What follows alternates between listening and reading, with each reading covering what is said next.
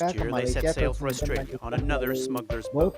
ke It was packed Indonesia. with Dia 200 mencoba ke people. Australia, The engine tapi failed. Worse kapalnya things to come. tenggelam. கொஞ்ச தூரம் போனாங்க. கொஞ்ச தூரம் போகும்போது பெரிய அலை வந்து இப்படி போட்டில் வந்து போட்டுக்குள்ளே தண்ணி ஏறிட்டு 4-5 தரம் அந்த அலை வந்துச்சு. பிறகு எல்லாம் Kapalnya karam. கத்தி இங்கே போட்டை திருப்புங்க, உயிர் தான் முக்கியம். Terus kemudian Saransika grabbed a plank. It kept her afloat and alive. mereka tenggelam dan perahunya கைகாலெல்லாம் நடுங்கிச்சு. perahu tenggelam dan dia terapung தண்ணியில் di குதிச்ச பிறகு கடவுளை வேண்டி di கொண்டு lautan. பயம் வர ஒரு பக்கம் அழுது கொண்டு விழுந்தேன். நான் இப்போ அம்மா அங்கே திருப்பி கரை வந்து சேருவாங்களா, நாங்கள் உயிரோடு இருப்போமா என்ற ஒரு இது இல்லாமல் இருந்தது. She spent 14 hours adrift in the water. Eventually, a passing Dia boat 14 rescued her jam and others. terapung-apung But di 60 lautan. people died that day, including her mother, her younger brother, and her sister. 60 orang எனக்கு வந்து meninggal. கஷ்டம் மாதிரி, நான் எங்களோட அம்மாவை தங்கச்சியை தம்பியை இழந்திருக்கிற கஷ்டம் மாதிரி மத்தாக்களுக்கு ஒரு கஷ்டமும் வந்திருக்கக்கூடாது, வரக்கூடாது. Now she longs to be reunited with her father. இப்போ இருக்கிற நிலைமையில் கூடுதலாக இங்கே வந்து நான் தனியாக இருக்கிறேன். அப்போ எங்களோட அப்பா ஒரே அங்கே வந்து அழுக, அங்கே இருக்கிற சைக்காலஜி அந்த இதுகளுக்கெல்லாம் Di போகல. Australia ayahnya pun harus mendapatkan Under dampingan Australia's psikologis. current policy, Saransika may have to wait a long time before she Tertekan sees her dengan father. kondisi bahwa anaknya Now she terapung focuses on di- succeeding at school and becoming a doctor. masih di But her Indonesia hopes, dan like her life, are anaknya in juga limbo. meninggal yang lain. Seperti pengungsi yang lain, dia hidup di dalam limbo. Ya mungkin itu gambaran tentang situasi. Sebetulnya bisa kita bilang bahwa kebanyakan pengungsi itu memiliki karakteristik yang sama ya. Jadi memang mereka berasal dari negara yang mana tidak dulunya mungkin baik-baik saja negaranya. Mereka hidup seperti biasa gitu. Mereka mungkin seperti kita bisa bekerja dan sebetulnya seperti itu. Dan orang tua Saransika ini pun sebetulnya mereka bukan orang dari kalangan yang tidak mampu. Dia menghasilkan uang yang cukup banyak, hidup mereka baik-baik saja gitu. Hingga satu waktu ada kejadian di mana di sana ada perselisihan antara suku Singalis dengan suku Tamil. Saransika ini adalah orang yang dalam suku Tamil dan ayahnya itu dikejar-kejar oleh pemerintah, oleh orang-orang dari Singalis. Akhirnya dia harus meninggalkan. Waktu itu dia pergi ke Australia, sedangkan Saransika, ibunya dan adik-adiknya itu masih ada di Sri Lanka. Karena orang tuanya, bapaknya sudah berangkat ke Australia, dia mencoba mengikuti jejak ayahnya. Dia terbang ke Malaysia, terus kemudian mengarungi samudra, masuk ke Indonesia dari Malaysia, pakai boat, mereka harus bayar uang. Terus kemudian sampai di Indonesia, dia memutuskan untuk lanjut ke Australia. Ternyata kapalnya karam. Di situ kalau kita coba lihat di berita masih bisa kita telusuri jejak digitalnya pasti. Saransika ini termasuk anak yang menjadi survivor karena dia itu waktu itu terapung di lautan selama 14 jam, di mana saat itu ada 60 orang yang meninggal termasuk ibu dan adik-adiknya dan saudara-saudaranya, dan akhirnya dia hidup sendiri. Pertama kali dia masuk ke Indonesia, kita mencoba mencari siapa orang yang mungkin punya hubungan dengan Saransika ini. Akhirnya kita menemukan ada beberapa rekan, jadi memang ada sebagian yang ada yang di Medan, ada yang di Jakarta, terus kemudian kita persatukan gitu untuk menjadi untuk tinggal di satu tempat. Dia bersama dengan sepupunya namanya Kinukan dan ada satu lagi. Akhirnya kita tanyakan sempat gitu ke UNHCR melakukan BID apa yang mereka mau lakukan. Akhirnya mereka tetap bilang bahwa saya akan tetap berangkat gitu. Akhirnya di sana kita mencoba mencari orang tua asuh lah seperti guardian gitu. Nah ketemu waktu itu ada satu ibu gitu. Dia sebetulnya berada di kapal yang sama dengan ibunya saat itu, hanya ketemu di kapal, tapi dia juga tinggal sendiri dan dia bersedia untuk mengasuh 3 anak ini gitu. Jadi waktu itu 3-3-nya itu masih anak-anak. tiga-tiganya ada yang 14 tahun, ada yang 12 tahun, ada yang 13 tahun, dan semua ini diasuh oleh satu pengungsi yang sebenarnya bukan siapa-siapanya si ibunya atau bukan siapa-siapanya si Saransika gitu. Akhirnya dia diasuh sampai dengan saat ini mereka masih ada di satu tempat di akomodasi yang didampingi oleh IOM.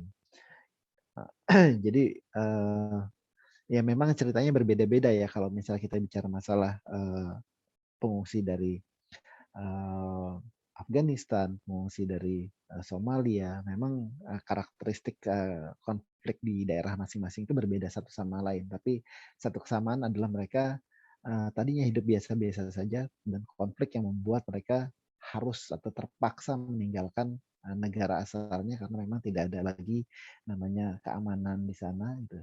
Hidup mereka penuh dengan keadaan terancam, mereka juga tidak bisa hidup normal di sana, akhirnya mereka harus meninggalkan negara asalnya untuk mencari perlindungan di negara yang baru.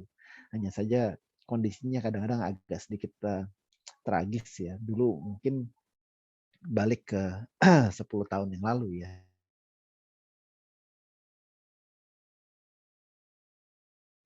Semua tinggalnya adalah di rumah tahanan imigrasi. Jadi ketika mereka pergi dari negara asalnya karena tujuan menyelamatkan diri, mereka harus berakhir di rumah tahanan imigrasi. Tidak peduli apakah dia udah elder, apakah dia anak-anak, apakah dia orang dengan keterbatasan fisik, mereka semua di detensi imigrasi. Jadi beruntung sekali pemerintah Indonesia sangat baik memberikan kesempatan untuk mereka dipertimbangkan kembali untuk dipindahkan, direlokasi ke akomodasi, tidak lagi di penjara imigrasi. Jadi sebetulnya kita tidak mau menyalahkan siapa-siapa ya, karena memang Indonesia sendiri pun dari pertama menghadapi situasi seperti ini, Indonesia merespon secara positif, menghormati betul yang namanya hak asasi manusia, tidak dipulangkan secara paksa, terus kemudian berusaha dibantu di sini. Gitu. Ya, hanya saja memang ketika proses itu berjalan kan memang memakan waktu ya. Dulu itu kalau kita bicara masalah tadi ada sempat disampaikan Ibu pemateri sebelumnya Bu Uma,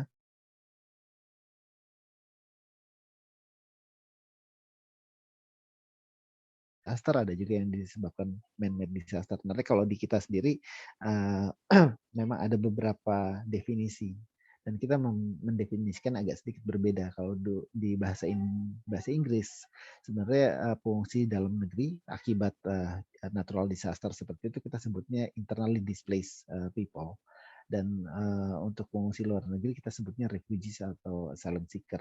Jadi memang ada sedikit konteks yang berbeda itu. Di kalangan pengungsi ini ya ketika mereka punya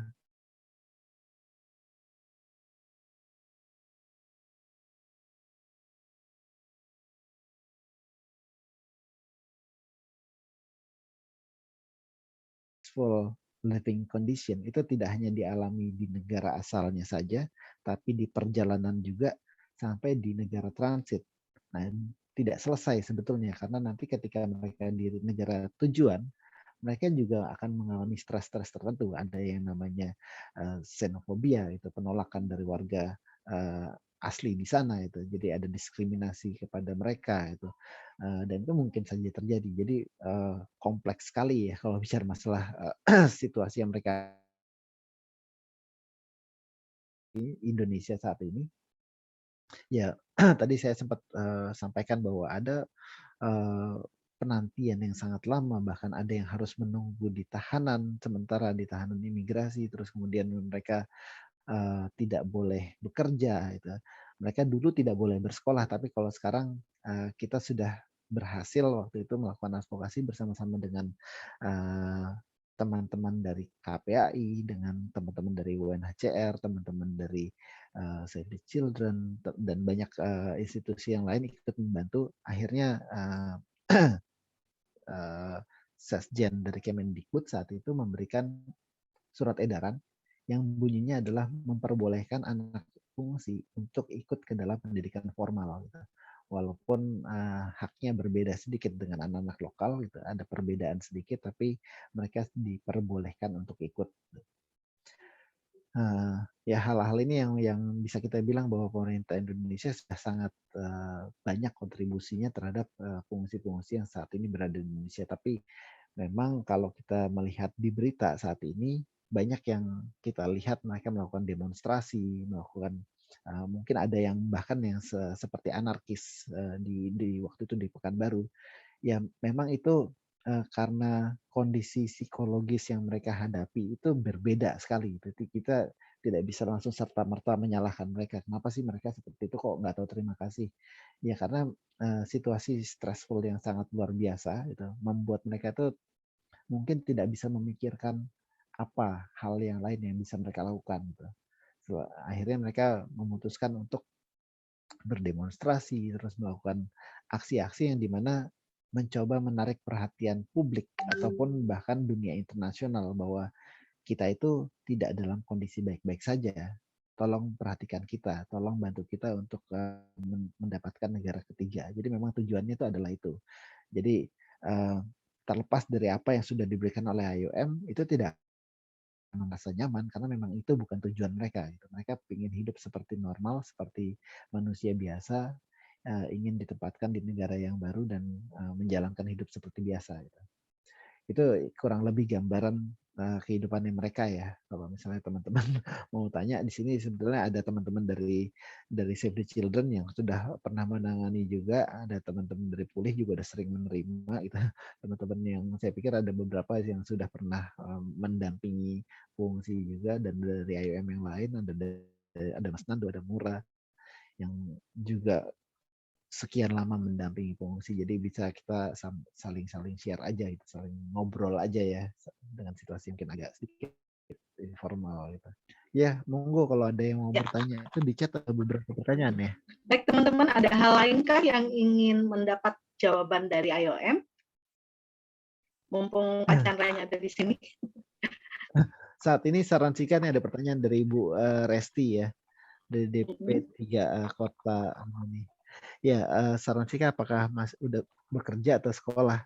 Sebetulnya di masa emasnya dia, di masa harusnya dia sekolah, waktu itu belum ada yang namanya keputusan untuk memperbolehkan migran untuk bersekolah gitu.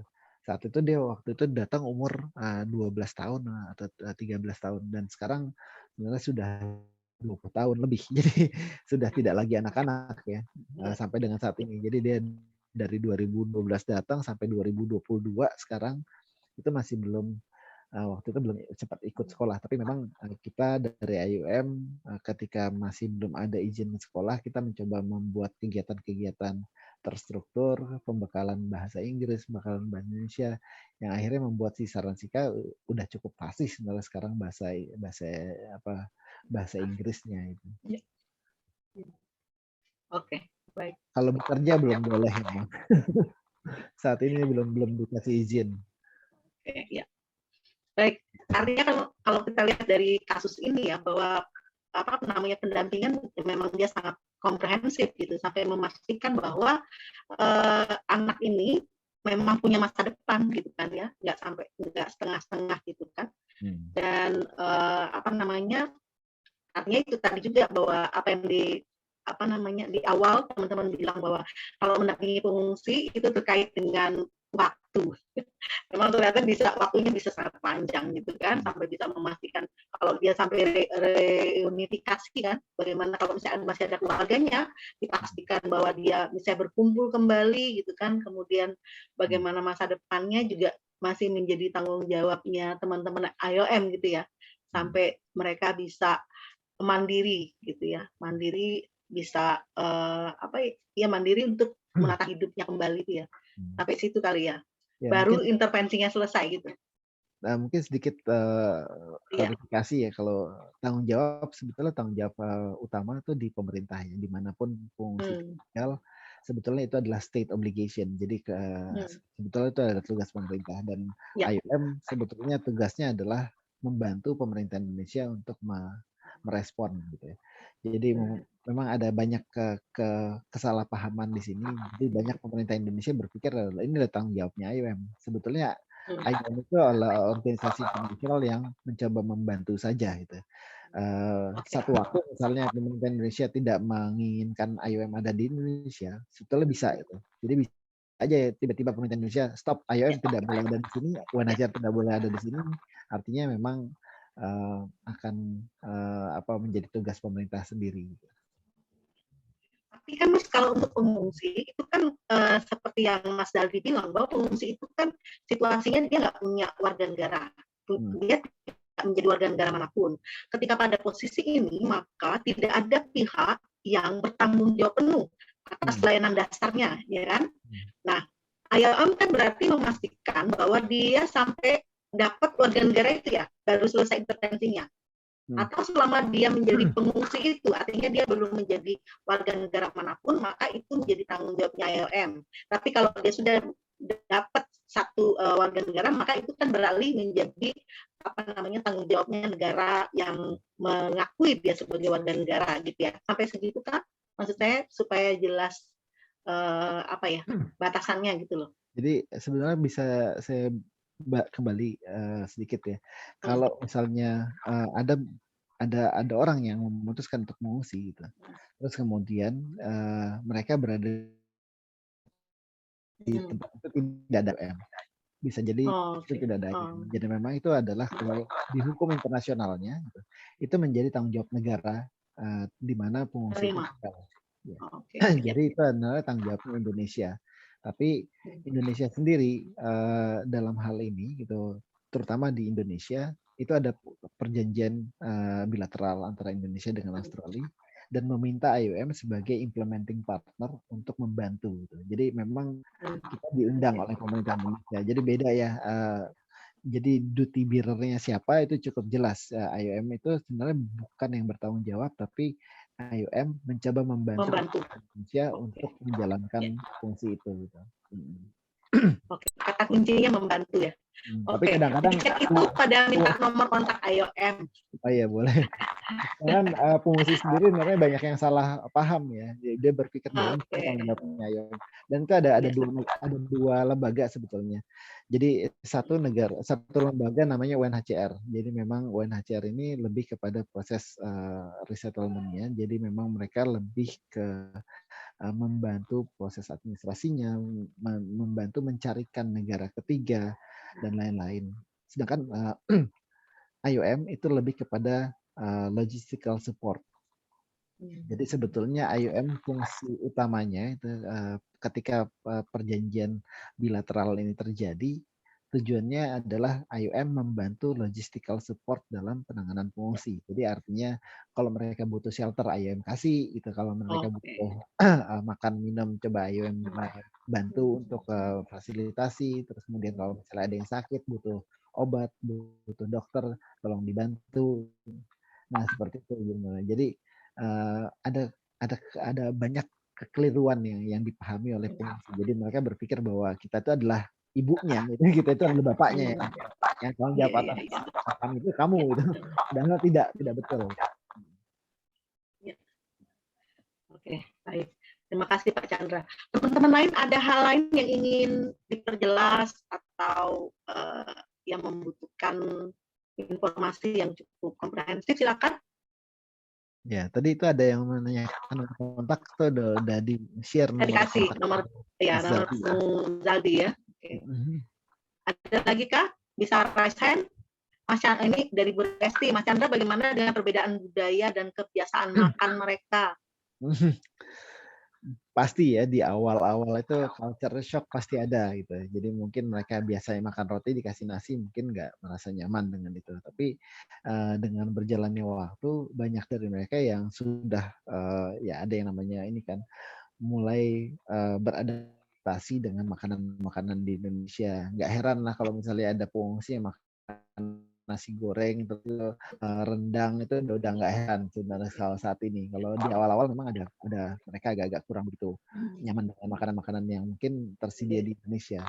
Tapi memang kalau kita balik lagi ke beberapa akomodasi yang kita tangani saat ini, pasti ada ya mereka akan rindu dengan akarnya mereka. Jadi mereka mencoba untuk menghadirkan akar mereka di sini gitu. Jadi mereka mencoba masak-masakan tradisional mereka.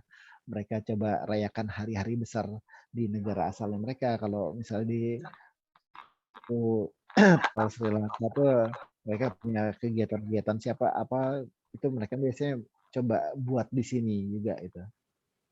Apa aja tuh murah mungkin bisa share biasa coba hadir aja tuh. Oke, apa tadi? Maaf ya, aku agak ini gimana tadi pertanyaannya, Bang?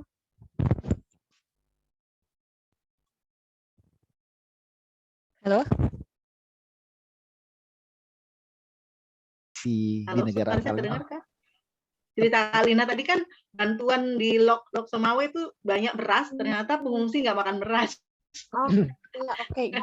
Betul Bu Susi. Sebenarnya gini kalau aku balikin lagi ya, karena kan tiap nationality punya ciri khas, entah itu makanan, kebudayaan dan lain-lain gitu. Nah, betul kata Bang Chandra bilang tadi soal culture shock, di mana nggak semua pengungsi kita itu bisa beradaptasi dengan baik gitu. Tapi sebenarnya salah satu poin positif dari Myanmar malah itu adalah yang paling mudah untuk menyesuaikan dengan makanan kita, karena yang experience dari kita sebenarnya malah Myanmar itu lebih mudah untuk makan nasi, ikan, dan lain-lain gitu. Tapi kalau misalnya kita ngomongin soal Afgan, terus Iran, terus ada Arabik seperti Palestina, itu mereka lebih pilih untuk makan roti. Nah, seperti yang Bang Chandra bilang tadi, mereka juga tetap karena ada budaya mereka, ada kebiasaan yang kadang udah coba dirubah nih, tapi ternyata mungkin sulit. Akhirnya mereka berusaha untuk membangun kemampuan mereka sendiri, gimana caranya aku bisa makan ya di kondisi seperti ini. Akhirnya mereka bikin roti sendiri, mereka saling support dengan mungkin ada yang punya modal untuk bikin roti, lalu mereka menjual ke komunitasnya gitu. Karena kan balik lagi peraturan dari Indonesia kan memang kita belum dibolehkan ya untuk pengungsi kita untuk bekerja secara resmi. Tapi paling tidak ketika mereka saling support dan menolong satu, itu sudah empower gitu Susi gitu, termasuk soal makanan, karena ada dari mereka yang mereka saling, misalnya gini, mereka punya kentang, mereka jualan sayur mayur, ada juga yang mereka jual bumbu-bumbu khusus dari negaranya masing-masing, dan itu mereka bisa saling bertukar di situ. Tuh. Kayak barter gitu ya.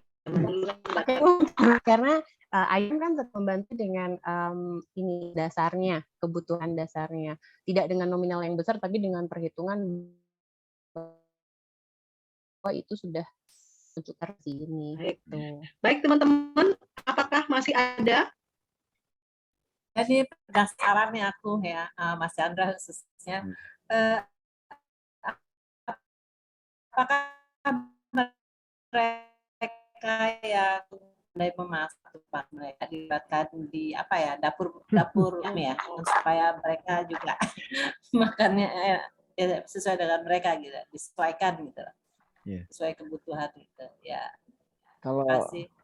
Kalau untuk di mereka sendiri kan diakomodasikan sudah tempat di mana mereka bisa masak sendiri ya. Jadi memang terutama di daerah Tangerang itu ya sebetulnya bahan makanan kari atau mungkin yang berasal dari negara asal mereka itu tersedia walaupun bukan di semua tempat ya. Jadi mereka pergi ke mana di Tanah Abang, terus kemudian ke mana di daerah Tebet yang katanya lumayan banyak juga. Jadi mereka tahulah tempat-tempat di mana mereka bisa beli ingredients atau bahan-bahannya itu. Mereka masak ya, ikut masak, terus kemudian mereka bisa menghadirkan masakan dari negara asalnya gitu. Dan sebetulnya ada beberapa kegiatan IOM ya yang mencoba juga untuk melibatkan mereka pengungsi-pengungsi ini untuk ikut ke dalam kayak semacam action, mungkin acara-acara Hari Internasional untuk Pengungsi atau hari apa waktu itu kita pernah makanan itu waktu itu dibuat acara imigrasi di mereka menghadirkan satu pengungsi untuk masak makanan asal mereka waktu dari Irak, mereka masak di situ terus kemudian dibagikan ke orang-orang. Itu kegiatan ini pernah dilakukan di beberapa tempat sih. Mereka semacam dimomak kemudian makanan di lingkungan sekitar itu. Oke. Kalau boleh aku tambahin, siapa yang nanya nih? Enggak tahu. Ya, aku tambahin sedikit soal gimana komunikasi pengungsi kita dengan masyarakat lokal. Nggak cuma soal di event besar sih. Sebenarnya kayak tahun lalu sebelum ada pandemi, kita rutin untuk kayak buka puasa bersama dengan orang lokal di sekitar akomodasi kita, Bu. Jadi dari masakan-masakan itu kayak misalnya orang Indonesia di kelurahan mana, tiap-tiap kelurahan yang di sekitar akomodasi kita, itu kita undang. Jadi dari ibu-ibu PKK di sekitar, itu mereka masak masakan daerah mereka, lalu masing-masing dari pengungsi kita secara voluntary, karena basicnya adalah voluntary ya, jadi tidak ada paksaan dan tidak ada eksploitasi di sini. Nah, mereka memasak masakan khas mereka, khusus buka puasa dan lain-lain. Di situ sih bagian dari kita berbagi budaya sama kebiasaan makanan dan saling mengenal juga. Oke, baik. Ini lagi ada satu pertanyaan lagi atau jawaban ini ya? Oh, pertanyaan nih. Untuk saat ini berada di Indonesia ini, yang berada di Indonesia secara latar belakang skill pendidikan rata-rata seperti apa? Apa yang dilakukan oleh teman-teman pengungsi yang memiliki skill yang sebenarnya dibutuhkan oleh Indonesia, seperti dokter dan lain-lain. Jadi situasi pengungsi yang ada di Indonesia ini seperti apa? Latar belakang Waduh, ini pendidikannya. variasinya luar biasa banyak ya. Oh, gitu. Jadi memang itu tergantung wilayah juga. Kalau kita bicara masalah Rohingya itu memang dari asal mereka itu hidupnya dari hutan ke hutan. Mereka ketika mereka di sana itu tinggal di hutan, mereka tidak mendapatkan pendidikan. Terus kemudian ketika dicoba didatangi oleh pihak lain yang di sana, mereka pindah lagi kayak seperti nomaden, pindah lagi terus kejar-kejaran seperti itu. Jadi mereka tidak terbiasa yang namanya pendidikan gitu. Kebanyakan itu ada juga yang buta huruf, kebanyakan ya tidak mengenyam pendidikan sama sekali. Agar pikiran itu pendidikannya biasanya lebih tinggi dari yang lain. Ada juga bahkan yang waktu itu menemukan ada yang sebetulnya dia adalah dokter, gitu. Ada juga yang sebelumnya adalah engineer, gitu. Sebelumnya mereka adalah operator forklift segala macam. Jadi kalau secara pendidikan itu variasinya luar biasa banyak dan masing-masing negara itu berbeda-beda satu sama lain. Gitu. Tapi di kita sendiri sebenarnya kalau yang kita catat gitu, yang sudah ikut pendidikan formal saja sudah 665 orang anak gitu ya, anak pengungsi yang sudah berhasil mendapatkan pendidikan formal di sekolah-sekolah di seluruh Indonesia. Ada yang di Jakarta, ada yang di Makassar, ada yang di Pekanbaru, ada yang di Medan, dan ya, jumlah totalnya anak yang mendapatkan pendidikan dasar formal itu ada sekitar 656, 665 gitu. Saya nggak lupa angkanya, tapi angkanya terus berubah sebetulnya. Nah, kalau untuk yang masalah profesi mereka ya sama sih, macam-macam. Ada yang ada yang ahli untuk membuat kayak sajadah atau permadani gitu ya. Itu ada juga yang seperti itu. Nah, sebenarnya kita sangat harap kita bisa ke arah, jadi bisa membantu mereka berkarya di Indonesia, terus kemudian karyanya mungkin bisa bisa memberikan manfaat buat orang Indonesia juga, buat fungsinya juga gitu. Ya, kita berharapnya seperti itu gitu. Cuman memang perjalanan ke sana seperti masih agak panjang ya, karena ada butuh regulasi baru untuk memperbolehkan mereka untuk bekerja, untuk berkarya lebih banyak gitu. Iya. Oke.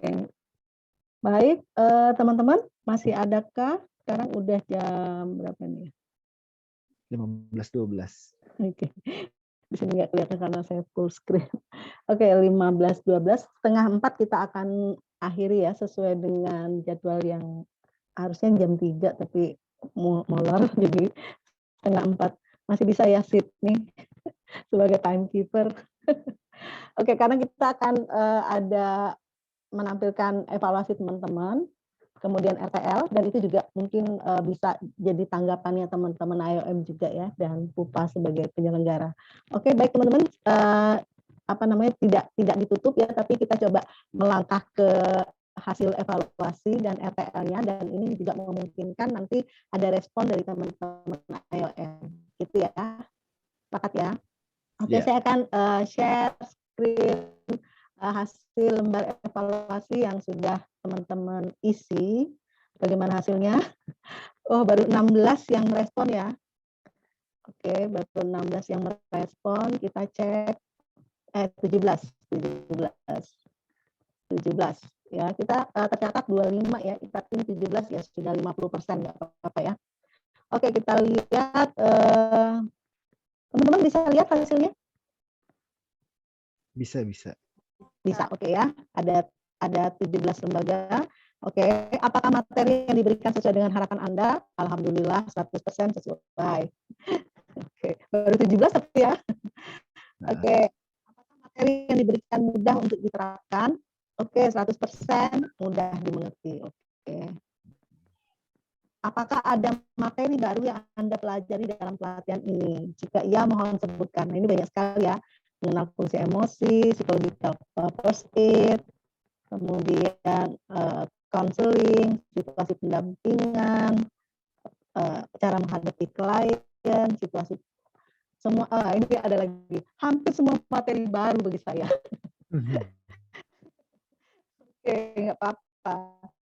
Kan prosesnya kemarin kan kita udah pahami ya bahwa gapnya kan memang dari 4 bulan sampai 14 tahun ya. Jadi alhamdulillah nih kalau misalnya yang memang benar-benar semua bisa mendapatkan pengetahuan dari kegiatan kita.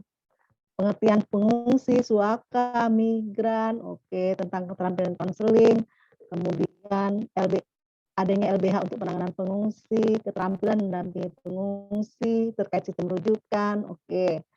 Thank you kawan-kawan kalau itu memberikan hal yang baru. Kemudian untuk materi setiap sesi, modul 1 orientasi pelatihan 94,1% sudah cukup puas, alhamdulillah ya. Ini kalau nilai nih di perguruan tinggi A ini. Iya. Ya kalau sekarang A itu dia 94. Kemudian modul 2 pemenuhan layanan psikologi bagi pengungsi. Ini nih Mas Daldi sama Mbak Anas ya 100% puas. Oke, kemudian modul pemahaman dasar tentang pertolongan pertama 100% juga. Ini punya Mbak Nori ya. Kemudian distress, stressor 94,1% juga puas gitu. Kemudian teori konseling 94,1 juga yang puas. Modul keterampilan mendengarkan, menanggapi, menyelidiki 100%. Ini karena ada itu role play ya.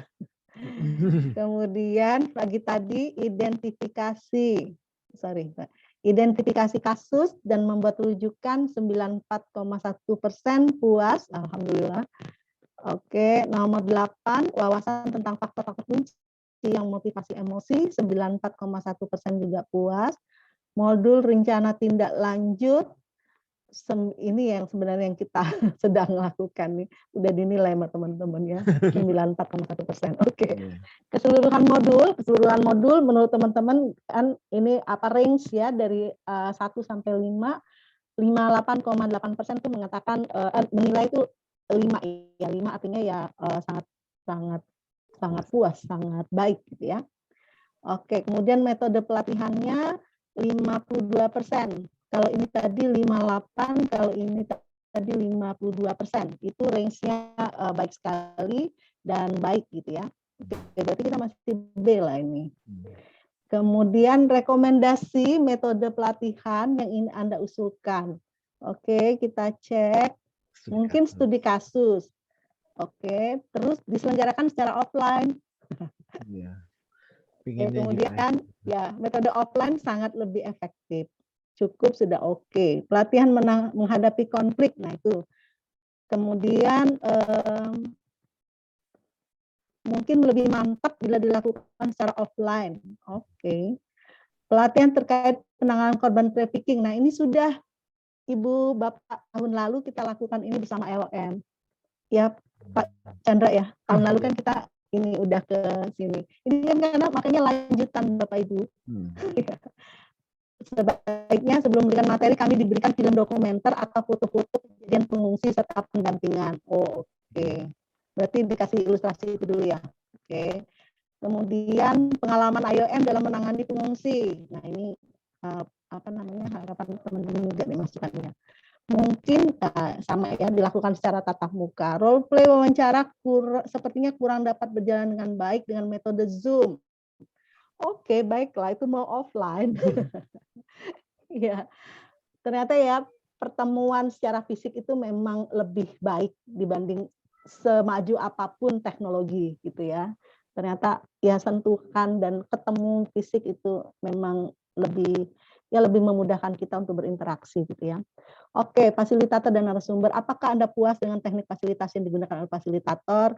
58,8% sangat baik. Oke, jadi 4 dan 5 ya. Oke, apakah Anda puas dengan penguasaan materi? 70,6% puas ya, menilai sangat baik. Kemudian apakah Anda puas dengan materi yang disampaikan narasumber? 64,7% itu sangat baik. Kemudian apakah Anda puas dengan jawaban tanggapan yang diberikan oleh narasumber? 70,6% menganggap puas ya, sangat puas sih sebenarnya 45. Peserta dan pelaksana pelatihan. Bagaimana tanggapan Anda atas keaktifan peserta selama pelatihan? 94,1% mengatakan aktif. Ya, oke. Kemudian bagaimana pendapat Anda tentang durasi waktu pelatihan? Nah, durasi range-nya mulai dari 3. Karena memang ya waktu ini bulan puasa, kemarin itu kami buatnya itu untuk jadwal sebelum puasa. Kemudian pas puasa kan ada penyesuaian ya. Nah, ternyata dengan modul yang ada itu ya memang agak terburu-buru dan banyak hal yang akhirnya ya udah kita pakai menggunakan teknologi lagi lah, aplikasi JPOM atau apa gitu ya. Memang ternyata soal durasi. Baik, jadi range-nya mulai dari 3 nih, walaupun 17,6%. Oke, bagaimana pendapat Anda mengenai fasilitas dan hal-hal teknis selama pelatihan? 5,9% juga menilai sedang ya, 3 ini sedang ya. Tapi tetap 47,1 dan 47, ya hampir 90%-nya mengatakan ya baik dan sangat baik ya. Kesigapan panitia, grace dan lain-lain 64,7% sangat baik gitu ya. Oke. Nah, ini saya tambah alat kelengkapan materi pelatihan ini mulai dari 3 nih. Ya karena mungkin keburu waktunya juga ya. Sebenarnya kan untuk online ini banyak yang sebenarnya untuk partisipatif itu banyak cara gitu ya, misalnya Jamboard dan lain-lain.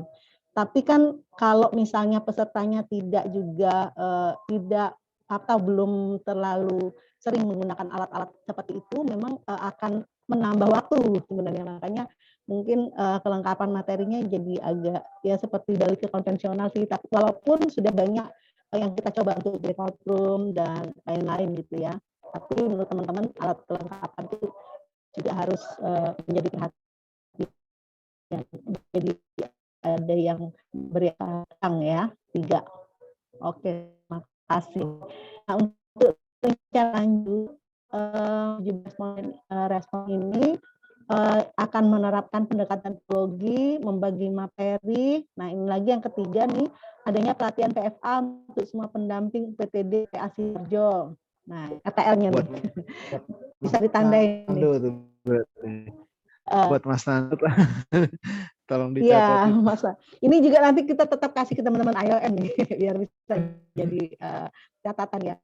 Pasca pelatihan akan berusaha menerapkan dan akan saya advokasi ke lembaga untuk perbaikan, berikan informasi kepada konselor dan meningkatkan keterampilan ya. Di organisasi tempat saya bekerja akan buka lagi program untuk anak-anak pengungsi, maka akan sangat tepat jika hasil pelatihan ini akan saya implementasikan selama bekerja di program tersebut. Oke. Tapi tadi catatannya Pak Chandra bahwa apa yang kita pelajari hari ini sebenarnya tidak hanya untuk pengungsi, khusus untuk pengungsi ya. Tapi misalnya kita melakukan psychological first aid itu kan juga bisa pada kasus-kasus yang lain gitu.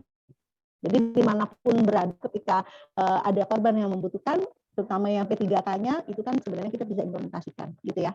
Yeah. Oke, akan membagikan materi. Nah, ini lagi nih, banyak nih permintaannya pelatihan FA. Oke, men-share pengalaman, oke. Nah, Safi Amira akan bagikan pengetahuan yang saya dapatkan dari pelatihan untuk teman-teman pendamping di Safi Amira, berharap untuk mendapatkan materi pelatihan atau alat bantu yang diperlukan untuk kemudian dapat berkontribusi pada pendamping pengungsi di Surabaya dan sekitarnya. Oke. Nah, itulah kira-kira sudah nambah nih 18. Itulah kira-kira evaluasi dan RTL-nya. Jadi ada beberapa RTL yang ingin dilakukan teman-teman. Lebih banyak memang di internal ya, karena memang pertanyaan saya tadi cukup di internal, dan advokasi apa yang akan dilakukan di lembaganya untuk peningkatan kualitas layanan di masing-masing lembaga. Itu tadi jawaban dari teman-teman. Kita tetap akan menunggu jawaban yang sampai 25 ya, karena kita ada di 25 orang. Oke, sudah di 15.24. Kita sudah evaluasi dan kita juga sudah melihat rencana tindak lanjutnya. Tepuk tangan dulu untuk kita semua dong. Walaupun puasa ya. Oke. Nah, ada waktu 6 menit. Kita akan closing. Tapi sebelum closing, apa? Ada foto bersama dulu. Iya, ya. Bukan. Nanti masih ada games, Mas. Oh, nggak ada. Oke. Grace sudah menyiapkan games. Gamesnya, Grace, apakah sudah siap, Grace? Sudah. Oke, sudah. Kalau teman-teman belum capek ya. Oke.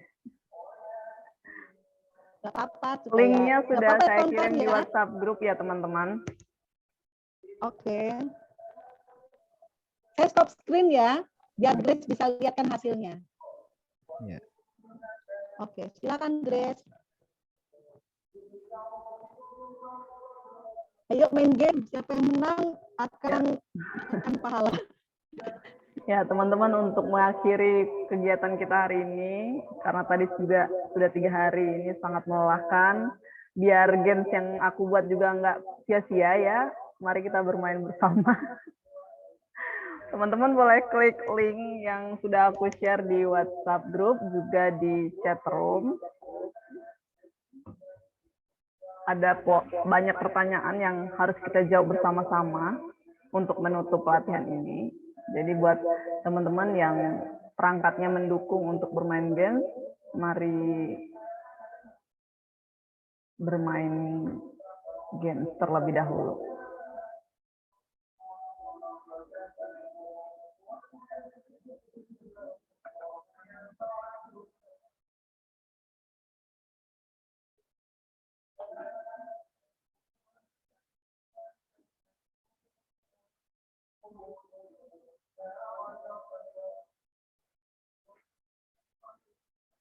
Ya, sepertinya belum ada yang join ya teman-teman.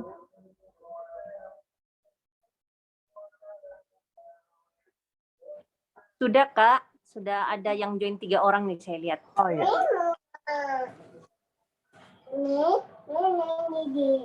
Silahkan Kak.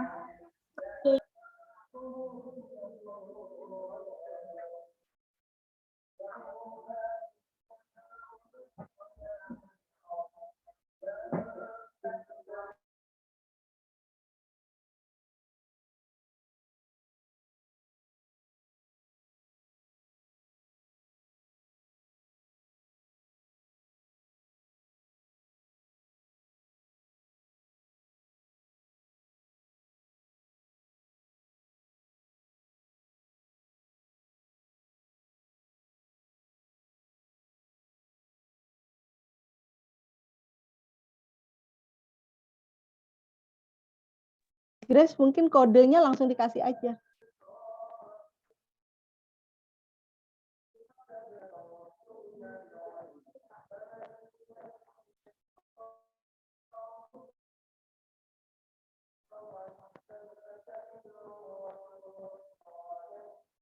Oke, ini udah ada kurang lebih 7 orang yang join.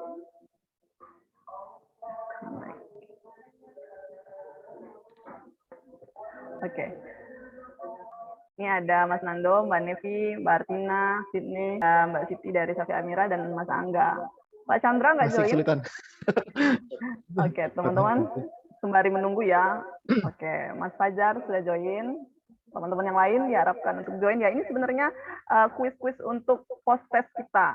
Jadi nanti juga kami menyiapkan, sudah mengirimkan link post test, tapi kita mau uji nyali aja nih sama-sama. Sudah join 9 orang, oke.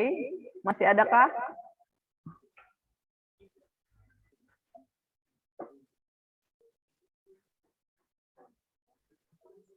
Masih ada?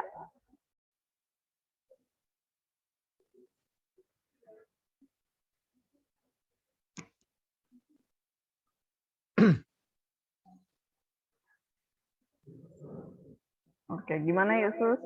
Oke, ini Ibu Resti sudah, oke, Pak Chandra sudah join. Ini ada Iyom juga. Oke, teman-teman panitia.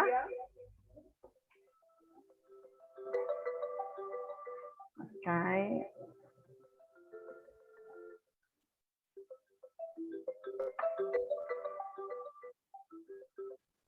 Masih ada yang kesulitan kah? Kalau masih ada yang kesulitan atau minta kode, teman-teman boleh masukkan kode ini ya, 469723. Jika enggak, baru kita mulai. Yesus, kita bisa mulai.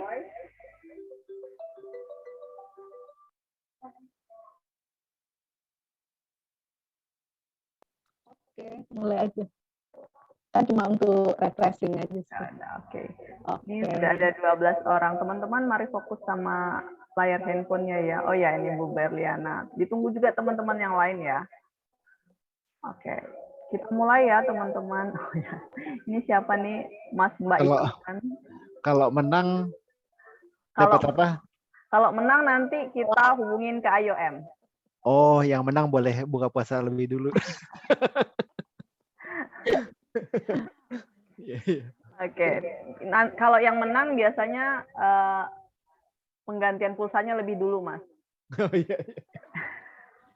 Oke, teman-teman sudah ada 14 orang. Aku mulai ya. Ya. Ya.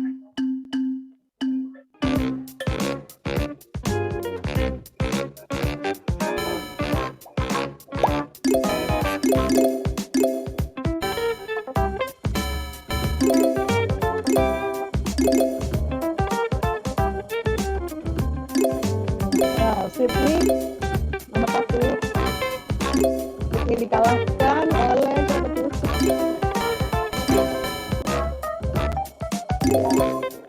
Fajar naik.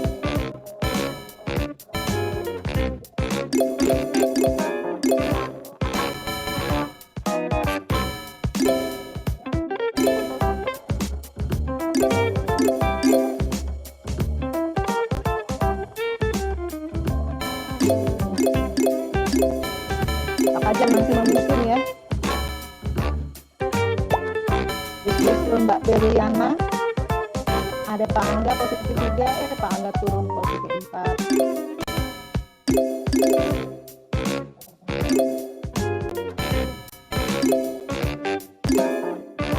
Pak Fajar naik posisi 1.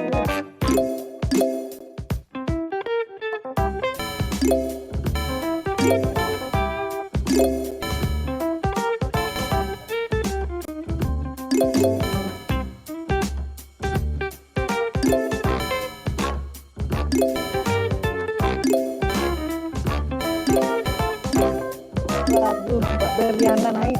Oh, turun lagi.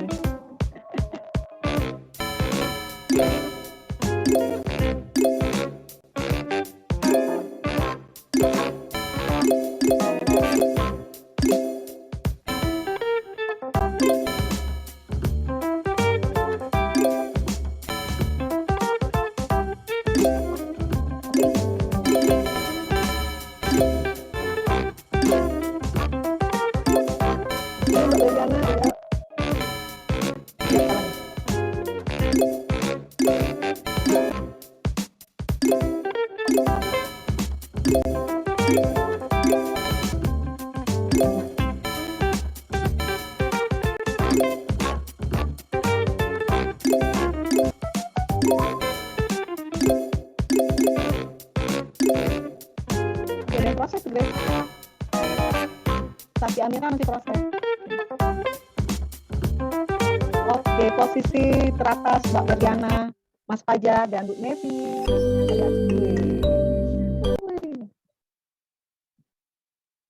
Kelihatan guys. Oke. Wah, yang juaranya nggak kelihatan loh. Oke, tepuk tangan untuk kita semua ya. Nomor 1 juaranya Ibu Beliana di Dinsas Kabupaten Sidoarjo. Oke. Yang kedua Pak Fajar. Yang ketiga Mbak Nevi. Ya, oke. Luar biasa. Oke, terima kasih. Baik teman-teman. itu sesi sebenarnya evaluasi juga sama kayak post-test ya, tapi post-testnya kita buat games lain yang tadi teman-teman udah isi. Nanti kita akan lihat hasilnya seperti apa ya. Boleh buka puasa lebih cepat. Oke. Bu Berliana boleh buka puasa lebih cepat, kata Pak Chandra. Oke, baik. Sesi terakhir kami adalah closing, penutupan. Jadi sebelum dari IOM mungkin kami meminta teman-teman 1-2 orang yang ingin mungkin menyampaikan secara langsung ya kesan dan pesannya ya. Kesan dan pesan kepada kami panitia dan kepada IOM. Baik, kepada teman-teman yang akan bersedia menyampaikan 1-2 kata-kata. Siapakah? 1 orang atau 2 orang, silakan teman-teman bisa open mic langsung menyampaikan kesan pesan selama mengikuti kegiatan ini secara langsung ya. Tadi kan kita lewat JPOM ya. Silakan, siapakah yang mau menyampaikan? Adakah? Masih ada yang kesal karena kalah main tadi? Oke. Siapa yang mau menyampaikan? Oh, Mas Nando bilang Sidoarjo emang duluan, bro. Oke. Oke. Baik. Siapakah yang akan menyampaikan? Atau Mbak Berliana sebagai juaranya nih? Atau nih Mbak Grace pilih, kita lihat ya, di spin nih, siapa yang akan menyampaikan 1-2 kata-kata. Silakan Mbak Grace.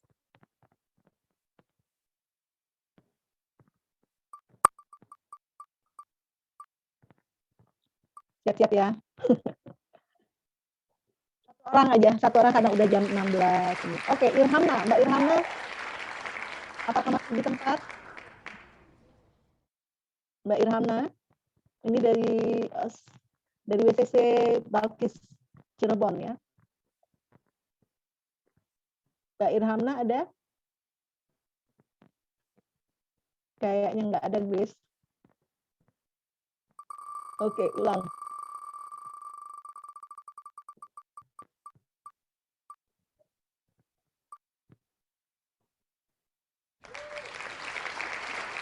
Oke, Mbak Siti dari Safi Amira, silakan Mbak. Mau open cam boleh, biar terlihat. Gak karu-karuan ini wajahnya. Oke. Silakan Mbak Siti. Ya. Saya ingin mengucapkan terima kasih untuk Pupa dan IOM yang sudah memfasilitasi pertemuan ini. Terima kasih juga kepada para pemateri dan juga teman-teman semua. Terus terang keterampilan atau situasi isu tentang pengungsi ini baru bagi saya. Meskipun ya beberapa waktu lalu sempat saya bertemu dengan pengungsi di Kanada yang sukses gitu, dia dari Syria kemudian membangun pabrik di Kanada yang justru malah menyerap pekerja lokal, penduduk lokal untuk menjadi pekerjanya. Nah, mungkin suatu saat nanti Indonesia bisa demikian kalau misalnya kita juga membuka diri bagi pengungsi juga untuk tinggal di sini supaya kita juga mendapatkan kesempatan untuk belajar dari teman-teman yang berasal dari negara lain.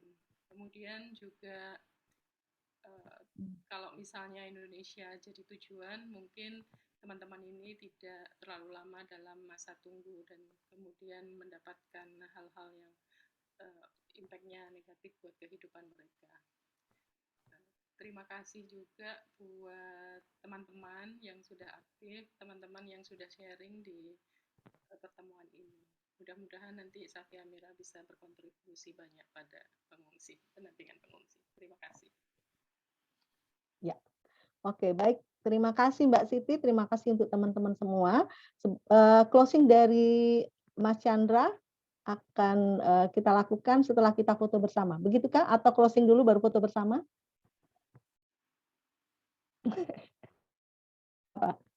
Mbak Chandra masih mute. Kayaknya foto Oke. bersama dulu biar belum hilang orang-orangnya. Oke. Baik, mari kita open cam untuk foto bersama. Aduh, ada anak Mbak Ina. Ikut Ya, pelatihan teman-teman, juga ya, Mbak. karena sebenarnya aturan kita selama 3 hari ini teman-teman wajib on cam ya, tapi karena berhalangan, ya saya sebagai panitia memaklumi. Tapi untuk kali ini sesi foto bersama, mohon untuk on cam. Karena 3 hari ini suaranya aja yang kedengaran. Wujud dari Mas Fikram, wujud dari Mbak Indri itu atau Mbak Dewi kita nggak tahu. Jadi mohon untuk teman-teman boleh on cam bagi aku mau ambil gambar. Oke, Mas Fajar, Mbak Indri, Bu Dewi, aku harus sebutin satu-satu lagi nih. Mbak Nevi dia ada kepentingan khusus, jadi memang harus off cam. Terus siapa lagi ya yang belum on cam? Oke, kayaknya oh ya ada Pak Raden, tapi 3 hari yang kemarin Pak Raden rajin on cam sih ya. Oke, teman-teman aku ambil foto dulu ya. Karena ini ada 2 slide, teman-teman harap bersabar dengan senyumnya. 1, 2, 3. Sabar ya. Oke, slide kedua. 1, 2, 3. Oke, cukup sekian foto bersama kita. Aku kembalikan ke itu. Baik. Ya. Baik, kita foto bersama sudah, evaluasi sudah, main game sudah. Maka tibalah sesi penutupan. Sebelum ditutup resmi oleh IOM, kami dari Yayasan Kupang mengucapkan banyak terima kasih pada IOM yang sudah bersedia membangun kerjasama dengan Yayasan Kupa, dan mohon maaf untuk seluruh peserta kalau ada hal-hal selama proses 3 hari ini kurang berkenan, dan banyak terima kasih untuk semua keaktifan teman-teman, dan terima kasih banyak juga untuk semua teman-teman yang bertugas sebagai reviewer. Ada Mbak sebagai timekeeper yang handal selama 3 hari, ada Mbak Sydney, dan ada Pak Raden sama Angga ya yang menjadi icebreaker ya. Mbak Lisa walaupun di hari pertama gitu ya. Oke, sekali lagi kami mengucapkan banyak terima kasih. Semoga apa yang kita lakukan ini bisa bermanfaat untuk kita semua. Kepada IOM kami persilakan untuk menutup secara resmi. Ya, terima kasih Bu Susi.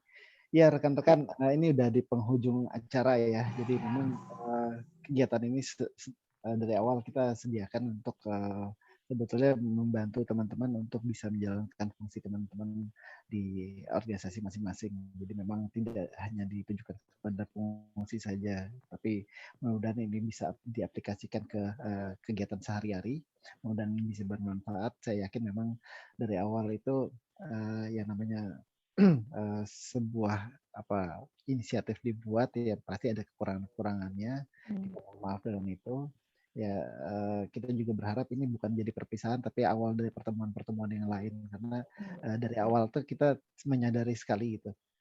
Saya mau mengutip kata-kata dari sekjennya IOM waktu itu yang bilang bahwa tidak ada satu negara atau organisasi manapun yang bisa menangani fungsi secara efektif tanpa bantuan dari organisasi-organisasi lain. Jadi memang ini harus dikerjakan bersama-sama. Saya pikir ini adalah satu awalan yang bagus, kita saling bertemu muka di sini walaupun belum bertemu fisik ya. Kita berharap bahwa nanti satu waktu yang akan datang kita bisa betul-betul buat kegiatan yang face to face di mana kita bisa saling berinteraksi lebih banyak lagi. Sebetulnya terus terang waktu kita buat penganggaran untuk kegiatan ini kita mengagendakannya untuk pertemuan fisik. Hanya saja menjelang kita eksekusi itu ada berita tentang Omikron, akhirnya kita rubah lagi menjadi pertemuan daring. Jadi apa boleh buat itu harus dikembalikan ke daring kembali. Tapi ke depan kita berharap juga kita bisa pertemuan langsung, kita bisa lebih banyak membahas, banyak bertemu, dan mungkin kita bisa sama-sama memberikan kontribusi kita masing-masing kepada rekan-rekan yang kurang beruntung, termasuk di dalamnya adalah pengungsi. Terima kasih atas kerjasamanya, terima kasih sudah aktif sekali dalam kegiatan ini. Ya, sampai jumpa kembali. Terima kasih banyak. Silakan Bu Susi dikembalikan. Ya, baik, terima kasih IOM, terima kasih teman-teman, dan jangan lupa teman-teman di daftar hadir ya guys, ada nomor rekening ya untuk penggantian pulsanya teman-teman. Dan kami berharap semua daftar hadir teman-teman dari hari pertama, hari kedua, hari ketiga itu kalau ada yang belum tolong dilengkapi, kemudian post test, pretest, gitu biasa ya. Untuk bisa kami analisa sih sebenarnya hasil proses belajarnya kayak apa gitu ya. Ini juga untuk kemajuan kita bersama. Oke, baik, kalau dari saya demikian. Saya tidak masuk di grup WA-nya Mbak Susi. Oke, nanti tak masukin ya Mbak Sugi. Baik, dari saya sudah selesai. Terima kasih teman-teman. Dari Grace atau ada hal yang ingin disampaikan? Dariku, teman-teman, kalaupun acara yang sudah selesai, mohon untuk tetap stay di WhatsApp grup ya, karena akan ada yang daftar hadir hari ketiga, terus ada lembar evaluasi, ada beberapa orang teman-teman yang belum mengisi, dan juga ada link post test. Dan selanjutnya 2 hari 3 hari ke depan akan ada link untuk sertifikatnya teman-teman. Jadi mohon untuk stay di WhatsApp group. Dan mohon untuk mengisi link-link yang aku kasih. Maaf agak berisik ya di WhatsApp group. Mohon responnya. Thank you teman-teman. Baik, terima kasih kawan-kawan. Sampai ketemu. Jangan lupa nomor rekeningnya supaya prosesnya bisa lebih cepat. Oke ya. Terima kasih. Sampai ketemu. Assalamualaikum warahmatullahi wabarakatuh. Bye-bye. Salam warahmatullahi wabarakatuh. Ya, terima kasih Bu. Halo. Apa Bu? Di Zoom. Di depannya ada apa? Masih sekarang. Katanya udah nyebut pakai jilbab. IOM. Terima kasih. Jadi yang akhirnya kita melihat wujud Mas Fikram.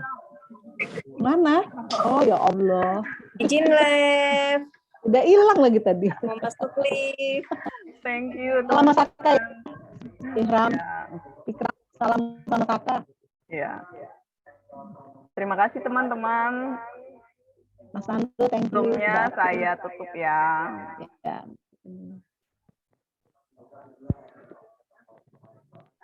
Grace, kita nggak diskusi sama IOM?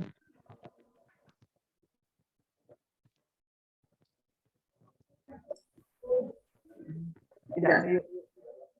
Oke, udah. Kalau enggak, Mas Raden masih di situ? Mas Raden tidak di tempat. Aku tutup ya. Bye. Udah.